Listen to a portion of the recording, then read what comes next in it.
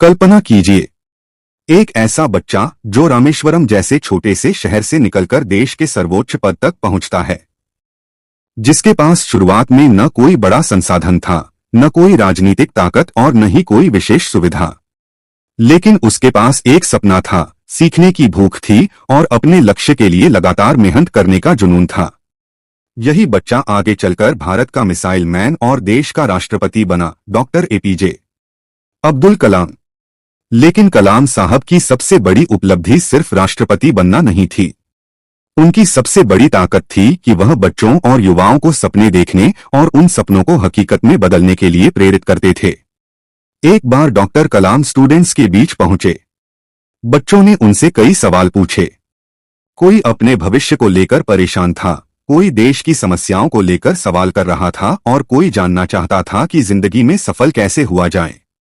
लेकिन इन सवालों के जवाबों में कलाम साहब की सोच साफ दिखाई देती थी।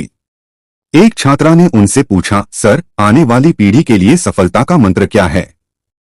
कलाम साहब ने कहा कि सफलता के लिए 4 बातें बेहद जरूरी हैं। पहला, अपने जीवन में एक महान लक्ष्य रखो। दूसरा, उस लक्ष्य को हासिल करने के लिए लगातार ज्ञान प्राप्त करो। तीसरा, अपने लक्ष्य के लिए कठोर मेहनत करो। और चौथा, मुश्किलें आने पर अपने लक्ष्य से पीछे मत हटो। यानी महान लक्ष्य, लगातार ज्ञान, कठोर मेहनत और दृढ़ संकल्प। यही वह 4 चीजें हैं जो किसी साधारण इंसान को असाधारण बना सकती हैं। फिर एक छात्र ने उनसे भारत की सबसे बड़ी ताकत और सबसे बड़ी कमजोरी के बारे में पूछा। कलाम साहब ने बिना किसी हिचकिचाहट के कहा, भारत की सबसे बड़ी ताकत भारत के युवा हैं। उन्होंने युवाओं के उस विचार और ऊर्जा को देश की सबसे बड़ी शक्ति बताया। उनका मानना था कि जब किसी युवा का मन ज्ञान, सपनों और सकारात्मक सोच से प्रज्वलित हो जाता है तो वह बहुत बड़ी ताकत बन जाता है। लेकिन इसके बाद उन्होंने भारत की एक बड़ी कमजोरी की तरफ भी इशारा किया। उन्होंने कहा कि किसी भी देश के पास अगर कोई मिशन नहीं है, कोई बड़ा उद्देश्य नहीं है, तो उसकी प्रगति रुक जाती है। और यही बात इंसान की जिंदगी पर भी लागू होती है। बिना लक्ष्य का जीवन ऐसा है जैसे कोई जहाज बिना दिशा के समुद्र में चल रहा हो। वह चलता तो रहेगा, लेकिन उसे पता नहीं होगा कि पहुंचना कहां है। इसके बाद एक बच्चे ने कलाम साहब से पूछा कि उनकी जिंदगी की सबसे मूल्यवान उपलब्धि क्या रही। शायद बहुत लोग सोचेंगे कि वह राष्ट्रपति बनने, वैज्ञानिक बनने या देश के मिसाइल कार्यक्रम में योगदान देने की बात करेंगे। लेकिन कलाम साहब ने एक बिल्कुल अलग जवाब दिया। उन्होंने कहा कि वह खुद को एक शिक्षक मानते हैं और जब उनके किसी विद्यार्थी ने पीएचडी पूरी की तो वह उनके लिए बेहद शानदार उपलब्धि थी। यही बात उनके व्यक्तित्व को बाकी लोगों से अलग बनाती थी। उनके लिए किसी पद से ज्यादा महत्वपूर्ण था कि उनके कारण कोई विद्यार्थी आगे बढ़ सके। फिर एक छोटा सा बच्चा उनके सामने आया और बोला कि उसका सपना आईएएस ऑफिसर बनने का है। कलाम साहब ने उससे पूछा, तुम आईएएस ऑफिसर क्यों बनना चाहते हो? बच्चे ने कहा कि वह भ्रष्टाचार को खत्म करना चाहता है। कलाम साहब ने उसकी बात सुनी और उसे प्रोत्साहित किया। वह जानते थे कि किसी बच्चे का सपना कितना भी बड़ा क्यों न हो, उसकी शुरुआत हमेशा एक छोटी सी सोच से होती है। इसके बाद एक छात्र ने उनसे प्यार, करुणा और कृतज्ञता के बारे में पूछा। कलाम साहब ने समझाया कि माता पिता का प्यार ऐसी चीज है जिसकी कीमत पैसे से नहीं लगाई जा सकती। उन्होंने बच्चों को अपने माता पिता को खुश रखने की बात कही, क्योंकि जिंदगी में हम कितनी भी बड़ी सफलता हासिल कर लें, लेकिन हमारे माता पिता का योगदान हमारे जीवन में सबसे महत्वपूर्ण रहता है। कृतज्ञता समझाने के लिए उन्होंने सूर्य का उदाहरण दिया। सूर्य करोड़ों वर्षों से पृथ्वी को प्रकाश और ऊर्जा देता आ रहा है। वह बदले में कभी धन्यवाद नहीं मांगता। इसी तरह हमें भी अपने जीवन में मिलने वाली छोटी बड़ी चीजों के लिए आभार व्यक्त करना सीखना चाहिए। जिस इंसान के अंदर कृतज्ञता होती है वह सिर्फ सफलता के पीछे नहीं भागता, बल्कि अपने आसपास मौजूद लोगों और प्रकृति की कीमत भी समझता है। फिर एक छात्रा ने अपने करियर को लेकर सवाल किया। वह इंजीनियरिंग और मेडिकल दोनों के बीच उलझी हुई थी। यहाँ कलाम साहब ने एक बेहद महत्वपूर्ण बात कही, अपने आप से पूछो कि तुम्हारा पैशन क्या है। उन्होंने बताया कि कई बार माता पिता अपने बच्चों के लिए तय कर देते हैं कि उन्हें डॉक्टर बनना है, इंजीनियर बनना है या किसी बड़े प्रोफेशन में जाना है। लेकिन असली सवाल यह है कि बच्चे का अपना सपना क्या है। क्योंकि जिंदगी आपकी है, इसलिए सपना भी आपका होना चाहिए। किसी दूसरे के दबाव में चुना गया करियर आपको सफलता तो दे सकता है, लेकिन जरूरी नहीं कि वह आपको संतुष्टि भी दे। इसलिए अपने आप से पूछिए, मैं वास्तव में करना क्या चाहता हूं? मुझे किस काम में आनंद मिलता है? और मैं किस क्षेत्र में अपना सर्वश्रेष्ठ दे सकता हूं?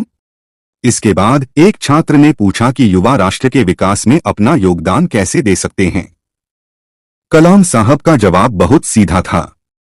उन्होंने कहा कि अगर आप अभी विद्यार्थी हैं तो आपका सबसे बड़ा काम अपनी शिक्षा में श्रेष्ठता हासिल करना है। यानी हर उम्र में आपकी प्राथमिकता अलग हो सकती है। विद्यार्थी के समय आपका पहला कर्तव्य है सीखना, ज्ञान हासिल करना और अपनी क्षमता को मजबूत बनाना। लेकिन इसका मतलब यह नहीं कि समाज से पूरी तरह दूर हो जाओ। अगर आपके पास समय है तो किसी जरूरतमंद की मदद कर सकते हैं, अस्पताल में अकेले मरीजों से मिल सकते हैं, पौधे लगा सकते हैं या किसी गरीब बच्चे को पढ़ा सकते हैं। देश की सेवा हमेशा किसी बड़े पद से नहीं होती। कई बार एक छोटा सा अच्छा काम भी किसी इंसान की जिंदगी बदल सकता है। इसके बाद एक बेहद महत्वपूर्ण सवाल आया, ब्रेन ड्रेन का। यानी भारत के प्रतिभाशाली युवा पढ़ाई या नौकरी के लिए विदेश चले जाते हैं। क्या यह देश के लिए नुकसान है? कलाम साहब का दृष्टिकोण थोड़ा अलग था। उनका मानना था कि ज्ञान की दुनिया की कोई सीमा नहीं होती। अगर कोई भारतीय विदेश जाकर ज्ञान और अनुभव हासिल करता है और दुनिया के साथ ज्ञान का आदान प्रदान होता है तो इसे केवल नुकसान के रूप में नहीं देखना चाहिए। असली जरूरत यह है कि भारत में ऐसी विश्वस्तरीय प्रयोगशालाएं और रिसर्च अपॉर्चुनिटीज हों जहां दुनिया भर के वैज्ञानिक आकर काम करना चाहें।